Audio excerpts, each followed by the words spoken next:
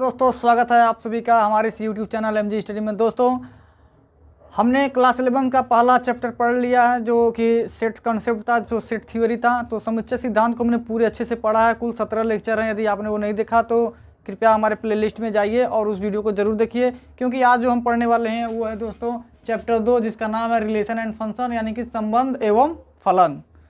तो बच्चों संबंध एवं फलन समुच्चय सिद्धांत से ही रिलेटेड है, क्योंकि समुच्चयों में जो संबंध और फलन कैसे होता है और कैसे एक दूसरे से रिलेट करते हैं, यही इस चैप्टर में हम पढ़ने वाले हैं। तो दैनिक जीवन में हमने बहुत से संबंधों को देखा, जैसे पिता पुत्र का संबंध है, स्कूल और बच्चों का संबंध है, ठीक है बच्चों, और कोण का वृत्त से जिस तरह से संबंध है, ठीक उसी तरह से रेलगाड़ी का रेल पटरी से संबंध है। उसी तरह से समुच्चय में जो भी संबंध है बच्चों, समुच्चय के अवयव उनके सदस्य हैं या उप समुच्चय, समुच्चय और उप समुच्चय का जो संबंध है उसी को खास रूप से हम इस चैप्टर में पढ़ने वाले हैं। तो चलिए शुरू करते हैं। तो बच्चों जो ये रिलेशन एंड फंक्शन है मुख्य रूप से संबंध को ही दर्शाता है और वो किस तरह से काम करते हैं इसी के बारे में प्रदर्शित करता है। इसकी खोज जो थी वो लेबनिज ने, एक महान गणितज्ञ लेबनिज हैं, इन्होंने इसकी खोज की थी और वो 1646 से 1716 ईस्वी के पूर्व इन्होंने किया था। तो इसके बाद इस संबंध में हम सबसे पहले ये देखते हैं कि ऑर्डर पेयर क्या होता है, यानी जो क्रमित युग्म होता है वो क्या होता है। तो सबसे पहले हम क्रमित युग्म के बारे में पढ़ेंगे बच्चों। मान लेते हैं यदि ए और बी दो क्या है एलिमेंट हैं, यदि ए व बी दो क्या हो अवयव हो यानी एलिमेंट हो, यदि ए व बी दो अवयव हो यानी कि एलिमेंट हो, तो इन्हें हम क्रमित युग्म में कैसे लिख सकते हैं, यानी कि अगर इनको जोड़ा बनाकर लिखा जाए यानी कि पेयर बना कर लिखा जाए तो हम कैसे लिख सकते हैं। या तो हम ए और बी लिख सकते हैं या हम बी और ए लिख सकते हैं। यानी यदि हम ए और बी को अगर हम पेयर बनाएं, जोड़ा बनाएं, तो या तो हम पहले ए और बाद में बी लिखकर एक जोड़ा बनाते हैं या पहले बी और बाद में ए लिखकर एक जोड़ा बनाते हैं। इस तरह से हम ए और बी को दो जोड़ा बना सकते हैं, यानी कि इनका क्रमित युग्म जो होगा ये ए बी होगा और बी ए होगा। लेकिन याद रखिए दोस्तों, ये जो दोनों क्रमित जो पेयर हैं ये दोनों समान नहीं होंगे। क्यों? क्योंकि पहले जो निर्देशांक में है ये प्रथम, ये जो है इसमें प्रथम निर्देशांक है, ये क्या है प्रथम निर्देशांक है, जबकि इस वाले जोड़ा में ए जो है वो द्वितीयक निर्देशांक है।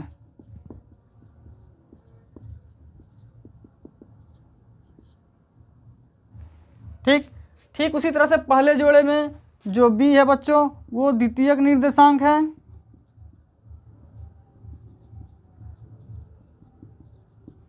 जबकि दूसरे वाले जोड़े में बी क्या है प्रथम निर्देशांक है। तो इस तरह से यदि किसी समुच्चय में दो सदस्य ए और बी हों तो उनका जो हम जोड़ा बना सकते हैं या तो ए बी बना सकते हैं या फिर बी ए बना सकते हैं। लेकिन याद रहे ये दोनों जो जोड़ा है वो आपस में समान कभी भी नहीं होंगे। क्यों?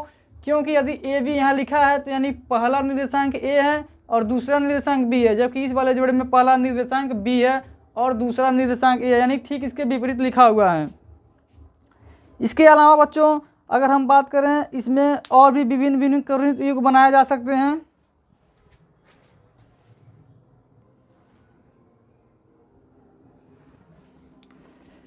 कुल मिलाकर एक शब्दों में अगर बात करें तो क्रमित युग्म में क्या होता है, लिखेंगे क्रमित युग्म में जो है, क्रमित युग्म में यानी कि जो ऑर्डर पेयर है वो क्या है, क्रमित युग्म में दो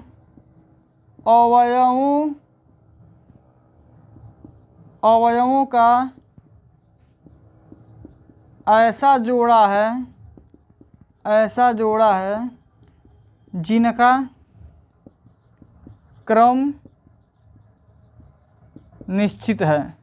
यानी कि जो क्रमित युग्म है वो दो सदस्यों का ऐसा जोड़ा है जिसका क्रम निश्चित हो। जो पहला सदस्य आएगा और जो दूसरा सदस्य आएगा वो एक निश्चित क्रम में होंगे। ऐसा नहीं है कि हमने पहले सदस्य को एक बार पहले लिखा और दूसरे सदस्य को दूसरे में लिखा और फिर दूसरे सदस्य को पहले लिख दिया और पहले सदस्य को दूसरे में लिख दिया, तो ऐसा नहीं हुआ।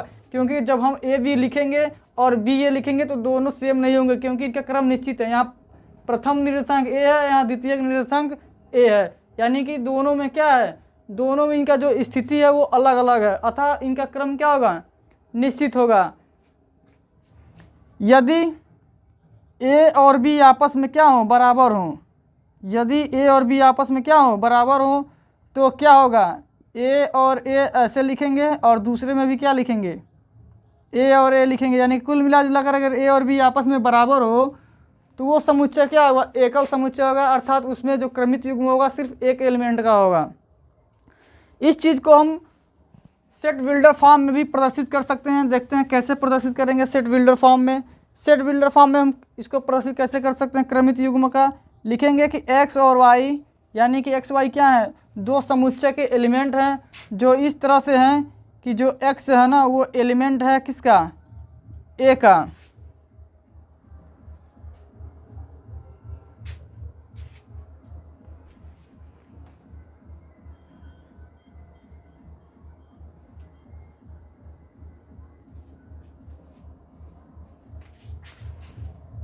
x और y इस प्रकार हैं कि x और y क्या है, वास्तविक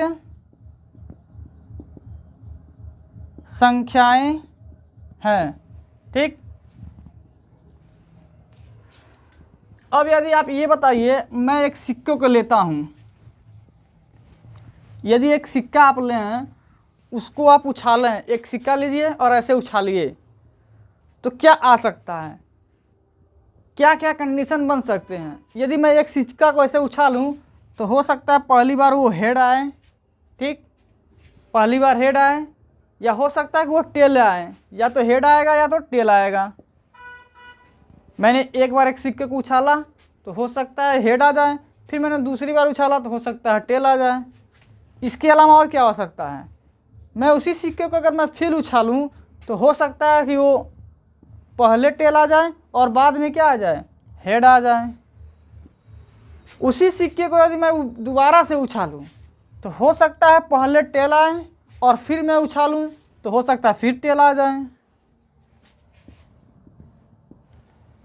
और क्या कंडीशन हो सकता है, यदि उसी सिक्के को मैं फिर से उछालूं तो हो सकता है कि पहले हेड आए और फिर दोबारा से मैं उछालूं तो हो सकता है कि फिर हेड आ जाए।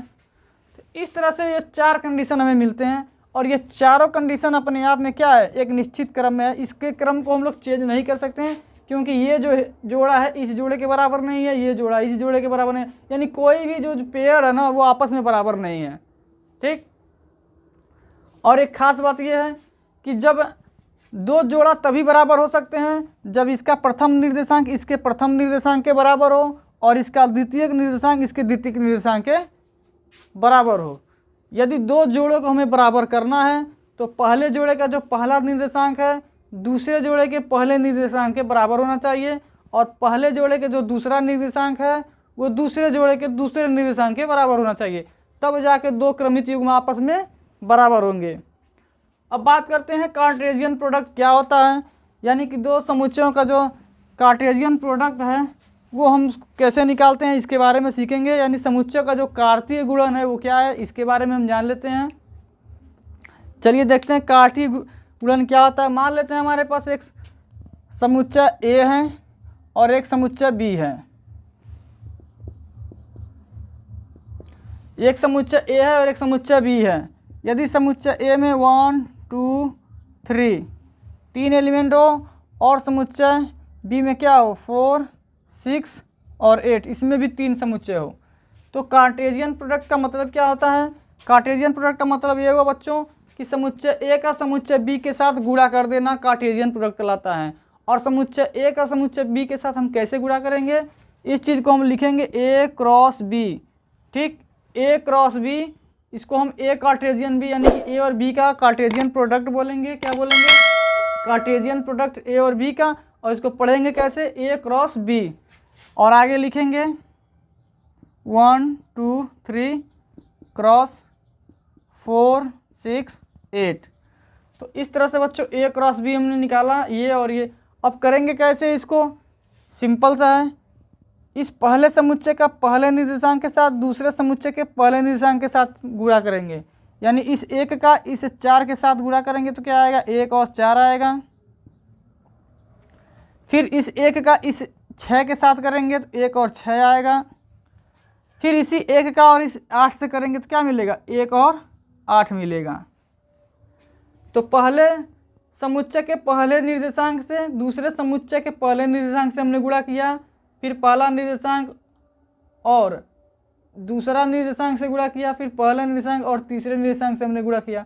ठीक उसी तरह से पहले समुच्चय के दूसरे निर्देशांक से दूसरे समुच्चय के प्रत्येक निर्देशांक से गुणा करेंगे तो क्या मिलेगा, 2 और 4 मिलेगा। 2 का और 4 का गुणा करेंगे, फिर इसी 2 का इस 6 के साथ करेंगे तो 2 और 6 मिलेगा।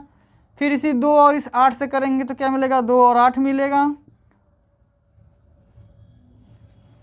अब बच गया 3।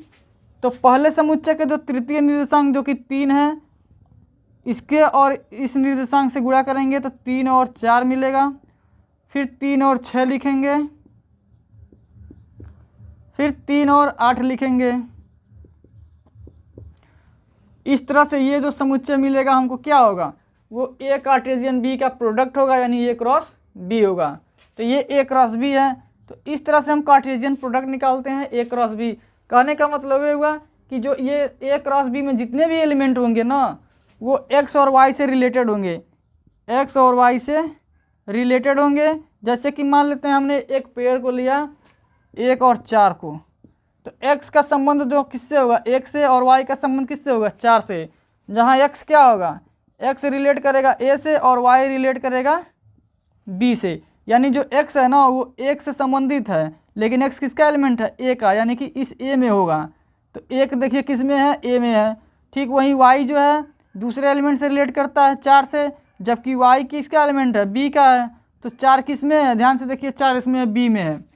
अर्थात ए क्रॉस बी में हमने जितने भी एलिमेंट को हमने समुच्चय बनाया है, इसके x y x y x y x y, यानी जो पहला निर्देशांक होगा ना वो समुच्चय पहले समुच्चय से संबंधित होगा, और जो दूसरा निर्देशांक होगा वो दूसरे समुच्चय से संबंधित होगा। ठीक, आई होप आपको ये चीज़ें समझ में आई होंगी। इसी चीज़ को हम सेट बिल्डर फॉर्म में कैसे लिखेंगे ये चीज़ें भी समझ लेते हैं। इसके बाद हम एक एग्जाम्पल और देखेंगे, फिर हम आगे बढ़ेंगे ज्योमेट्रिकल रिप्रेजेंटेशन पर।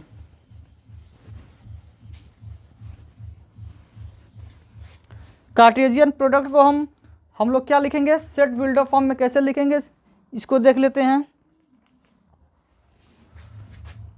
दो समुच्चय ए क्रॉस बी है, इसको कैसे लिखेंगे, ए क्रॉस बी एक्स और वाई का जोड़ा बनाएगा, जहाँ क्या होगा, जो इस प्रकार होगा कि एक्स जो होगा ए का एलिमेंट होगा और वाई जो होगा वो बी का एलिमेंट होगा। यानी अगर हम ए क्रॉस बी निकालते हैं तो जो भी पेयर बनेगा, मान लेते हैं एक्स वाई का पेयर बना, चाहे 1 2 का बना या फिर 3 4 का बना या फिर 5 6 का, जो भी पेयर आएगा उसमें एक्स और वाई के रूप में हम मानेंगे। यानी जो एक्स होगा ना वो ए से रिलेटेड होगा और वाई जो होगा वो किससे रिलेटेड होगा, बी से रिलेटेड होगा। तो ये कार्टेशियन प्रोडक्ट। अब इसी कार्टेशियन प्रोडक्ट को हमने सॉल्व करके दिखाया। अब इसे हम कार्टेशियन प्रोडक्ट अगर आप नहीं निकाल पाते हैं तो इस चीज़ को हम जियोमेट्रिकल मेथड से भी निकाल सकते हैं। कैसे, आइए देखते हैं कैसे। मान लेते हैं हमारे पास एक समुच्चय है ए जिसमें 1 2 3 है, और एक समुच्चय है बी जिसमें 3 4 और 5 एलिमेंट हैं, या एक एलिमेंट और ले लेते हैं, 6 एलिमेंट लेते हैं। हमें निकालना क्या है, ए क्रॉस बी। कैसे निकालेंगे, 1 2 3 क्रॉस 3 4 5 6 ऐसे निकालेंगे। हमने पिछले उदाहरण में देखा था, लेकिन हम ऐसे नहीं निकालेंगे। कैसे निकालेंगे, जियोमेट्रिकल रिप्रेजेंटेशन से, यानी कि जियोमेट्रिकल रिप्रेजेंटेशन यानी कि ग्राफ विधि से निकालेंगे। आइए देखते हैं। सबसे पहले हम एक ग्राफ बनाते हैं। सबसे पहले क्या बनाएंगे, हम एक ग्राफ बनाएंगे 1 2 3। यदि हम इसे ए मान लें और इसे बी मान लें, यदि हम इस वाले हिस्से को ए मान लें और इस वाले हिस्से को क्या मान लें, बी मान लें, तो ए में कितने हैं, 1 2 3 सदस्य हैं। तो ऐसे 3 लाइन बना दीजिए। ऐसे 3 लाइन बनाना है हमको। इसको 1 कहिए, इसको 2 मान लीजिए और इसको 3 मान लीजिए। तो ए में 3 एलिमेंट हैं, 1 2 3। तो ए में हमने 3 एलिमेंट मान लिया है, 1 2 और 3। अब पढ़ते हैं बी के तरफ। समुच्चय बी में कितने सदस्य हैं? 3 4 5 6, 3 4 5 6, यानी 6 तक पॉइंट बनाना। 6 तक पॉइंट बनाइए। 1 2 3 4 5 और ये रहा 6। 1 2 3 4 5 6। अब ऐसे एक दूसरे से क्रॉस कर दीजिए।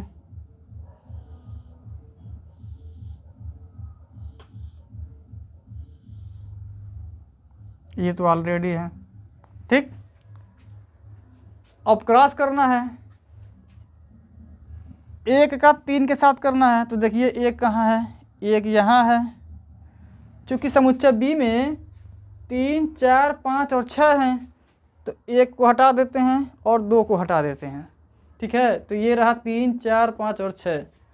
अब A क्रॉस B करिए। इस 1 का इस 3 के साथ करेंगे, ठीक। इस 1 का 4 के साथ करेंगे, इसी 1 का इस 5 से करेंगे, इसी 1 का इस 6 से करेंगे, ठीक। उसी तरह इस 2 का इस 3 से करेंगे, इसी 2 का इस 4 से करेंगे, और इसी ये रहा 2 और ये रहा 5, इस 2 का इस 5 से, ये 2 और ये रहा 6, 2 और 6 से, ठीक। उसी तरह से ये 3 का 3 से करेंगे, 3 का 4 से करेंगे, 3 का 5 से करेंगे, और ये रहा 6 और ये रहा 3, 3 का 6 से करेंगे, ठीक है। तो क्या मिल जाएगा हमको? इस चीज़ को लिखते हैं। 1 और 3 पहले ए है और बाद में बी है, यानी ए और क्रॉस बी हम निकाल रहे हैं। तो ए क्रॉस बी का मतलब पहले हम ए का एलिमेंट लिखेंगे और बाद में बी का एलिमेंट लिखेंगे। तो एक जो है ए का एलिमेंट है और 3 किसका है? बी का, ठीक। उसी तरह से 1 और 4 लिखेंगे, ठीक। उसी तरह से 1 और 5 लिखेंगे, ठीक। उसी तरह से 1 और 6 लिख लेंगे, और ऐसे ही हम आगे बढ़ेंगे। अब 2 पे आएंगे, 2 और 3 लिखेंगे, फिर 2 और 4 लिखेंगे, फिर 2 और 5 लिखेंगे, और फिर आगे हम लोग 2 और 6 लिखेंगे। और वैसे ही ठीक 3 और 4, 3 5 3 3 3 4 3 5 और 3 6, 3 3 3 4 3 5 और 3 6। तो टोटल जितने भी बिंदु हैं वो क्या हो जाएंगे? ए क्रॉस बी के प्रोडक्ट हो जाएंगे। और ये रहा उनका ए क्रॉस बी प्रोडक्ट का समुच्चय। तो कुल कितने बिंदु हैं गिन लेते हैं। 1 2 3 4 5 6 7 8 9 10 11 12। 1 2 3 4 5 6 7 8 9 10 11 12। तो बच्चों आप ऐसे भी ए क्रॉस बी का कार्टेशियन प्रोडक्ट निकाल सकते हैं, परंतु ध्यान देने वाली बात यह है, यदि हम ए क्रॉस बी निकालते हैं तो क्या बी क्रॉस ए भी आपस में बराबर होगा? ये आप बताने वाली ये जो बात है बच्चों काफ़ी इम्पॉर्टेंट और बहुत ही बड़ी मायने रखती है। तो आप बताइए, यदि मैं ए क्रॉस बी निकाला हूँ तो ये मिला है, तो क्या अगर मैं बी क्रॉस ए को निकालूँ तो क्या ये मिलेगा? बच्चों बिल्कुल नहीं मिलेगा। क्यों नहीं मिलेगा? क्योंकि जो ऑर्डर पेयर होते हैं ना बच्चों, क्रमित युग्म है, और क्रमित युग्म के जितने भी एलिमेंट होंगे, चाहे 2 सदस्यों का एलिमेंट हो या फिर चाहे 3 सदस्यों का एलिमेंट हो, जो क्रमित युग्म है वो एक निश्चित क्रम में होता है। यानी कि अगर ए और बी हम लिख दें तो क्या बी और ए बराबर होगा? बिल्कुल नहीं बराबर होगा। ठीक उसी तरह से अगर हम ए क्रॉस बी लिखते हैं तो इसका मतलब ये हुआ कि जो एक्स और वाई का जो पेयर बनेगा, यहाँ एक्स और वाई का जो पेयर बना हुआ है, तो एक्स जो होगा ए से होगा, यानी एक्स का वैल्यू 1 है और एक किससे है? ए से है। और वाई जो है बी से रिलेटेड होगा, और वाई क्या है? 3 है, और 3 किस में है? बी में है।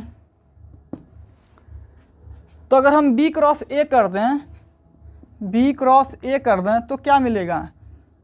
यहाँ जो मिलने वाला चीज़ है वो वाई एक्स का पेयर बनेगा, जो इस प्रकार है कि जो वाई होगा एलिमेंट होगा बी का, और एक्स जो होगा एलिमेंट होगा ए का। यानी अगर हम बी क्रॉस ए करते हैं तो पहले बी का एलिमेंट आना चाहिए। तो क्या किसी भी एलिमेंट में, किसी भी पेयर में पहला एलिमेंट बी का है? देखिए एक किसका है? ए का है, नहीं है। अतः बी क्रॉस ए बिल्कुल भी नहीं आने वाला है, यानी ए क्रॉस बी क्रॉस ए के बराबर कभी नहीं होगा। ठीक है, आइए हम कार्टेशियन प्रोडक्ट के 2 एग्जाम्पल आपके सामने रखते हैं, उसके बाद हम आगे बढ़ेंगे।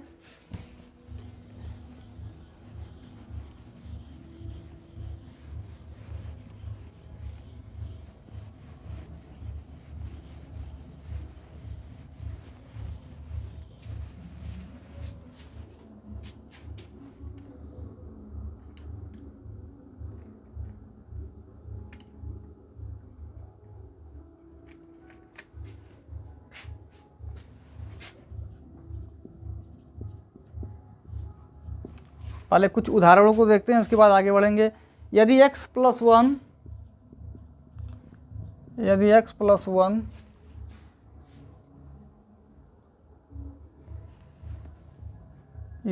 Plus one comma y minus 2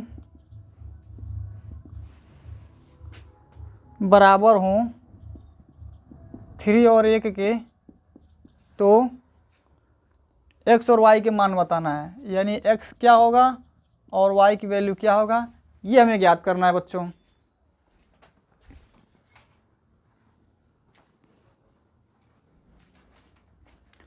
तो अभी अभी हमने आपको बताया है ऑर्डर पेयर होता है। यदि दो ऑर्डर पेयर आपस में समान हो तो पहले क्रमित युग्म का पहला निर्देशांक दूसरे क्रमित युग्म के पहले निर्देशांक के बराबर होगा, और पहले क्रमित युग्म का जो दूसरा निर्देशांक है वो दूसरे क्रमित युग्म के दूसरे निर्देशांक के बराबर होता है। चूँकि प्रश्न में ऑलरेडी कह रहा है कि ये जो क्रमित युग्म है इस क्रमित युग्म के बराबर है, तो एक्स और वाई की वैल्यू हमें बताना है। और हमने सीखा क्या है, सॉल्व में लिखेंगे इसका जो प्रथम निर्देशांक होगा इसके प्रथम निर्देशांक के अगर बराबर होगा तभी तो बराबर होगा। तो लिखेंगे क्या, x प्लस 1 और y माइनस 2 का प्रथम तथा द्वितीय निर्देशांकों का दूसरे क्रमित युग्म 3 और 1 से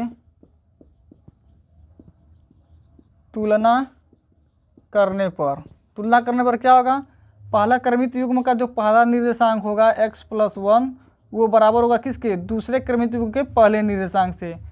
तो इसको सॉल्व कर लीजिए, x equal to 3 minus 1 x equal to 2, यानी x की जो वैल्यू होगी 2 होगी।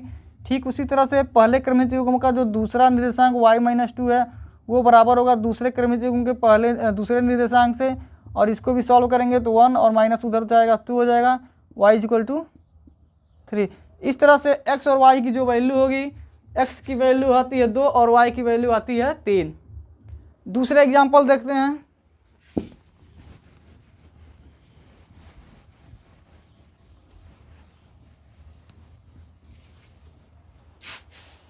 दूसरा एग्जाम्पल क्या कह रहा है, यदि P में A B C हो, Q में R हो, तो P क्रॉस Q और Q क्रॉस P ज्ञात कीजिए दोनों कार्तीय गुणन, और बताना है कि क्या दोनों कार्तीय गुणन समान है या असमान। तो चलिए सबसे पहले लिखते हैं उदाहरण नंबर 2।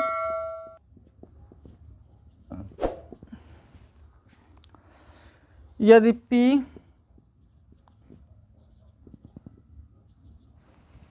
P में कितने एलिमेंट हैं, 3 एलिमेंट हैं, A B C हो, और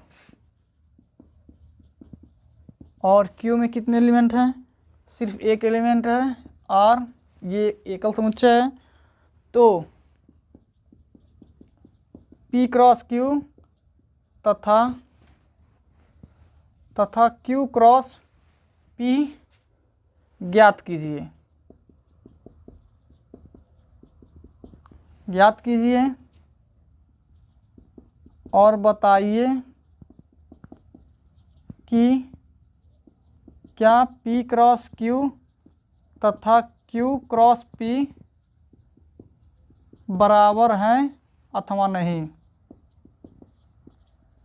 ये प्रश्न है दोस्तों, इसको भी हम लोग सॉल्व कर लेते हैं। ठीक है, P समुच्चय क्या है, A B C, और जो Q समुच्चय वो क्या है, एकल समुच्चय R है। तो सबसे पहले हम P क्रॉस Q निकालते हैं, A B और C लिखेंगे और क्रॉस समुच्चय R लिखेंगे। ठीक वही प्रोसेस है, पहले समुच्चय का पहले निर्देशांक के साथ दूसरे समुच्चय के पहले एलिमेंट से गुणा करेंगे, A का R के साथ करेंगे तो AR, फिर उसी प्रकार B का R से करेंगे तो BR, और C का R से करेंगे तो C और R। तो इस तरह से ये हमें 3 एलिमेंट मिलते हैं P क्रॉस Q में। अब हम Q क्रॉस P निकालते हैं। तो Q क्रॉस P निकालने के लिए क्या करेंगे, सबसे पहले Q का एलिमेंट लिखेंगे समुच्चय, और फिर समुच्चय P लिखेंगे, कर दीजिए गुणा। R का A के साथ करेंगे तो R इंटू A मिले जाएगा, फिर आर का बी से करेंगे तो आर बी मिल जाएगा, और फिर आर का सी से करेंगे तो आर और सी मिल जाएगा। अब बताइए कि क्या p cross q, q cross p आपस में बराबर हैं? तो कहेंगे अतः p cross q not is equal to q cross p. जो पी क्रॉस क्यू है वो क्यू क्रॉस पी के बराबर नहीं है। क्यों बराबर नहीं है?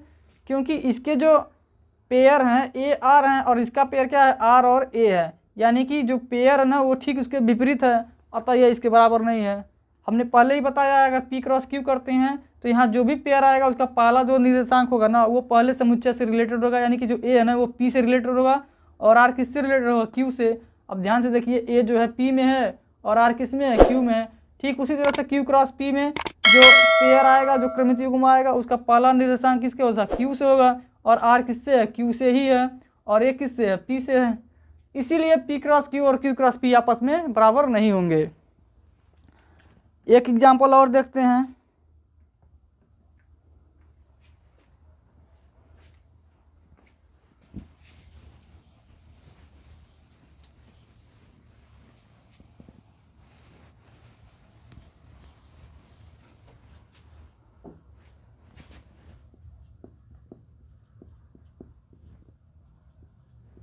उदाहरण नंबर 3, मान लीजिए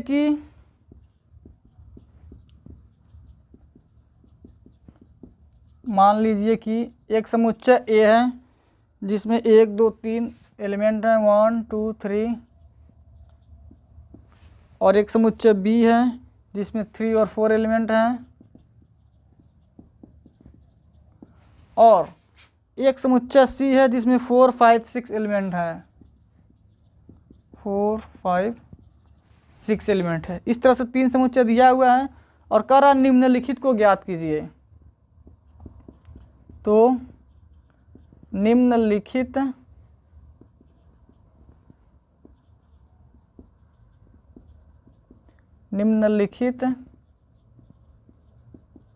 प्रश्नों को ज्ञात कीजिए। प्रश्न क्या क्या है? पहला प्रश्न है कि A cross B intersection C, A cross B intersection C. Solve करते हैं पहले प्रश्न से। ये एनसीईआरटी का एग्जाम्पल नंबर 3 है बच्चों, और एग्जाम्पल नंबर 3 में कुल 4 प्रश्न दिए हुए हैं और इन चारों प्रश्नों को हम एक एक करके सॉल्व करेंगे। यहाँ पर हमारे पास 3 समुच्चय ए और बी और सी दे रखा है और कह रहा है कि ए क्रॉस निकालना है बी इंटरसेक्शन सी के साथ। तो सॉल्व में क्या लिखेंगे? सबसे पहले हम लोग बी इंटरसेक्शन सी निकालते हैं, और बी इंटरसेक्शन सी जैसे ही हम निकालेंगे इसका मतलब ये बी और सी में जो भी कॉमन एलिमेंट होंगे उसको हमें लिखना है। तो क्या होंगे कॉमन? 4 है, बस एक ही एलिमेंट है 4, बी इंटरसेक्शन सी हो गया। और समुच्चय ए क्या है? 1 2 3, और निकालना क्या है? ए क्रॉस बी इंटरसेक्शन सी, यानी कि ए का एलिमेंट पहले होगा और बी इंटरसेक्शन सी का एलिमेंट बाद में होगा। तो कर लेते हैं 1 2 3 क्रॉस बी इंटरसेक्शन सी कितना है? 4। निकाल दीजिए, 1 और 4 आएगा, फिर 2 और 4 आएगा, फिर 3 और 4 आएगा।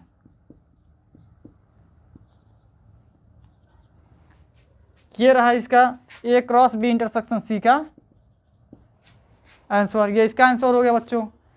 अब हम दूसरे प्रश्न पर देखते हैं। इसी प्रश्न का दूसरा प्रश्न कर रहा है कि ए क्रॉस बी निकालिए, फिर ए क्रॉस सी निकालिए और उनका इंटरसेक्शन करिए। दूसरा प्रश्न क्या कर रहा है? ए क्रॉस बी निकालना है और इंटरसेक्शन करना है बी क्रॉस सी के साथ। सॉल्व करते हैं इसको भी। A cross B intersection A cross B intersection A cross C, sorry ये ए क्रॉस सी है, ए क्रॉस सी। पहले हम इसका क्रॉस निकालेंगे, फिर इसका क्रॉस निकालेंगे, और जो भी आएगा उसको एलिमेंट को क्या करेंगे, हम जो कॉमन होंगे उनको एक साथ लिखेंगे। तो चलिए इस प्रश्न को हम पहले मिटा देते हैं, फिर हम दूसरे प्रश्न को लगाते हैं, थोड़ा जगह हो जाएगी हमारे पास। दूसरा जो प्रश्न है वो क्या कर रहा है कि ए क्रॉस बी निकालिए और इसका इंटरसेक्शन करना है ए क्रॉस सी के साथ। कर दीजिए सॉल्व। ए क्रॉस बी सबसे पहले हम लोग निकाल लेते हैं। ए में 1 2 3 एलिमेंट है और क्रॉस बी में 3 और 4 2 एलिमेंट है। तो पहले एक का 3 के साथ गुणा करेंगे तो 1 3 आएगा, फिर एक का 4 के साथ करेंगे तो 1 और 4 आ जाएगा। अब 2 का 3 के साथ करेंगे तो 2 और 3 आएगा, और 2 का 4 के साथ करेंगे तो 2 और 4 आएगा। ठीक उसी तरह से 3 का 3 के साथ करेंगे तो 3 3 हो जाएगा, और 3 का 4 के साथ करेंगे तो 3 और 4 हो जाएगा। ठीक है, तो इस तरह से ए क्रॉस बी हमने निकाल लिया है, ये में प्राप्त हुआ है। और ठीक इसी तरह से ए क्रॉस सी हम निकालेंगे।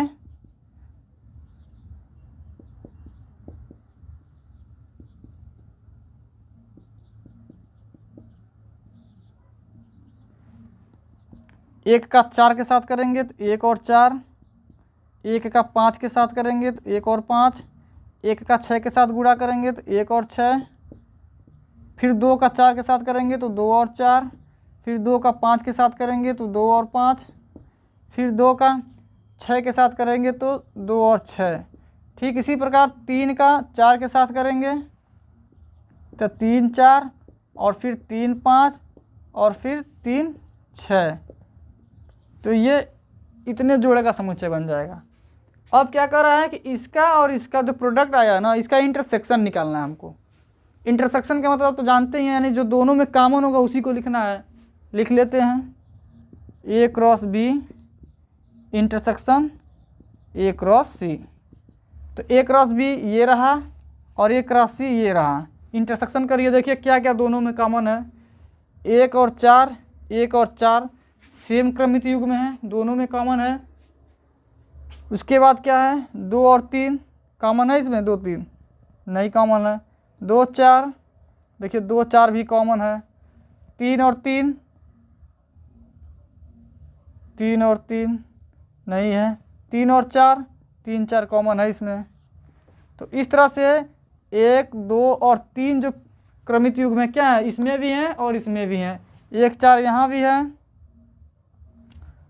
और 2 4 यहाँ भी है, और 3 4 भी यहाँ भी है। यानी कि दोनों में 3 एलिमेंट, 3 जो क्रमित युग में कॉमन है, लिख लेते हैं 1 और 4, फिर 2 और 4, फिर 3 और 4। ये इसका आंसर हो जाएगा बच्चों। तो बहुत ही आसान है ये संबंध और फलन के प्रश्न, जो कि कार्टेशियन प्रोडक्ट से रिलेटेड था। आगे के टॉपिक को और हम बढ़ेंगे, इससे पहले हम एक्सरसाइज 2.1 यानी कि दूसरे चैप्टर का पहला एक्सरसाइज देखेंगे अगले वीडियो लेक्चर में। इससे पहले हम वीडियो को समाप्त करें, आपको लिए कुछ मैं इंपॉर्टेंट पॉइंट आपके सामने रखना चाहता हूँ। इसी प्रश्न के माध्यम से हम इसको देखते हैं। यदि हमारे पास कोई समुच्चय ए है जिसमें 1 2 और 3 एलिमेंट हैं, 1 2 3 एलिमेंट हैं, मैं यदि आपसे कहूँ कि इस समुच्चय के जितने भी सदस्य हैं इनको लेकर आप कितने उपसमुच्चय बना सकते हैं, तो पहले पाठ्यक्रम में हमने देखा था कि यदि किसी समुच्चय में 3 सदस्य हो और उसके उपसमुच्चयों की संख्या ज्ञात करनी हो तो 2 पे पावर 3 रख देंगे, जो कि 8 आएगा। यानी कि इस समुच्चय के जो कुल उपसमुच्चयों की संख्या होगी क्या होगी, 8 हो जाएगी। ठीक, यदि इस समुच्चय में 4 सदस्य हों तब कितने उपसमुच्चय होंगे, तो सिंपल सी है, 2 पे पावर 4 रखेंगे, जो कि 16 हो जाएगा। यानी कि कुल 16 उपसमुच्चय होंगे। ठीक उसी तरह से यदि मैं आपसे कहूँ कि ए क्रॉस बी जो होंगे उसमें कितने एलिमेंट होंगे, तो कैसे बताएंगे। सिंपल सा है, ए में 3 एलिमेंट हैं और बी में भी 2 एलिमेंट हैं, तो क्या हो जाएंगे, यदि इसमें 3 एलिमेंट हैं और इसमें क्या है 2 एलिमेंट हैं, इसमें कितने एलिमेंट हैं 1 2 3, और इसमें 2 एलिमेंट हैं, तो ए क्रॉस बी में कितने एलिमेंट होंगे, तो 3 का 2 के साथ गुणा कर देंगे, 3 × 2 कितना हो जाएगा 6, और ए क्रॉस बी में आप गिन लीजिए 1 2 3 4 5 6 जोड़ा है, तो कुल कितने एलिमेंट होंगे 6।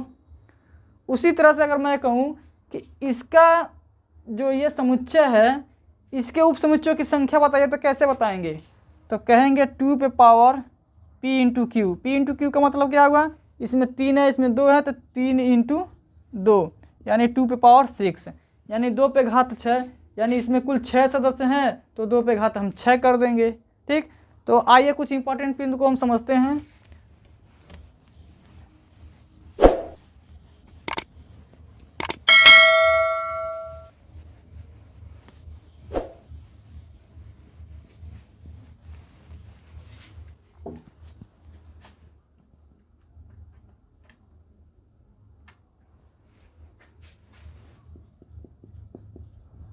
नोट,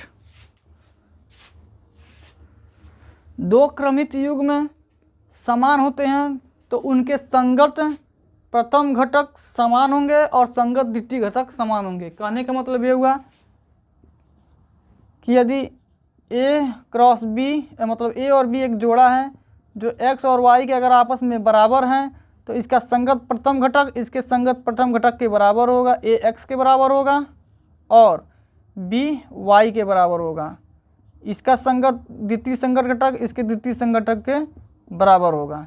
दूसरा नोट बिंदु क्या है, यदि A में P अवयव हो और B में Q एलिमेंट हो। यदि कोई समुच्चय A है, इसमें P अवयव हो और कोई समुच्चय B है जिसमें Q अवयव हो, तो A क्रॉस B में P इंटू Q अवयव होंगे। इस चीज़ को भी आप याद कर लीजिएगा। इसके अलावा यदि A और B दो समुच्चय हैं जो कि अरिक्त समुच्चय हैं, यानी कि वो रिक्त समुच्चय नहीं है, कम से कम एक सदस्य तो जरूर उसमें है, तो A या B में कोई अपरिमित है तो A क्रॉस B भी क्या होगा, अपरिमित समुच्चय होगा। कहने का मतलब ये हुआ कि यदि हमारे पास दो समुच्चय है, एक समुच्चय में एक एलिमेंट हो या फिर एक से ज़्यादा हो और दूसरे समुच्चय में अगर अनंत एलिमेंट हो, उसके सदस्यों की संख्या अनगिनत है, उसको गिन नहीं सकते, तो A क्रॉस B क्या होगा, A क्रॉस B भी क्या होगा, एक अनगिनत समुच्चय होगा, यानी कि वो भी अपरिमित समुच्चय होगा। ठीक है। ठीक इसी तरह से यदि A क्रॉस A निकालें और जिनमें A B C हो तो A B C क्या होगा, A से रिलेटेड होगा और A B C एक क्रमित ट्रिक कहलाता है। तो बच्चों आज की वीडियो लेक्चर में बस इतना ही। मिलते हैं अगले वीडियो लेक्चर में प्रश्नावली 2.1 के साथ, यानी दूसरे चैप्टर के पहले प्रश्नावली के साथ हम लोग अगले वीडियो में हाजिर होंगे। तब तक के लिए नमस्कार। वीडियो को लाइक करिए, अधिक से अधिक लोगों को शेयर करिए और हमारे चैनल को जरूर सब्सक्राइब करिए। सब्सक्राइब करना बिल्कुल ना भूलिए। वीडियो को लाइक जरूर करिएगा बच्चों।